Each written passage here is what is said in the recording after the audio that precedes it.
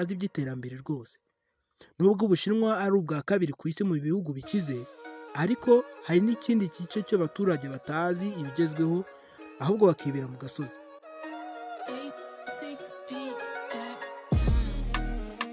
Mu bice byinshi bateka amagi mu nkari z'abana bato. Reka mbisubiremo, mu bice byinshi bateka amagi mu nkari z'abana bato, utagira ngo nibeshye. Uyu muco wo guteka amagi mu nkari z'umwana ukiri muto cyangwa se uri munsi y'imyaka 10 urazwi cyane mu Bushinwa, ndetse ufatwa nk'umurage w'abakurambere. Bizera ko kurya amagi yatetswe gutya ngo bibafasha cyangwa se bifasha amaraso gutembera neza mu mubiri. Uretse n'ibyo kandi ngo amagi atetswe gutya aba aryoshye bidasanzwe. Ese uramutse utembereye mu Bushinwa bakakwakiriza ibi ngibi wabyanga? Umbwire muri comment. Agacurama gafatwa nk'umugisha mu Bushinwa. Bitandukanye no mu bindi bihugu, mu gihugu cy'Ubushinwa agacurama barakubaha cyane.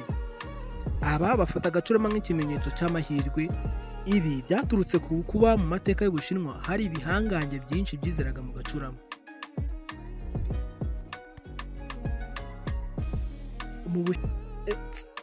Wamaye ku ga ketchup ntago hari se? Kanzanira vuba. Ibyo twese turabikora. Kuri iki gihe usanga buri wese ajya kurya ketchup, ikaba igomba kubira aho hafi. Ese ujya wibaza impamvu uriya mushongi w'inyanya witwa ketchup?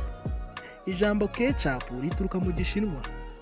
Ingengo y'imari ya gisirikare y'Ubushinwa yiyongereho 10%.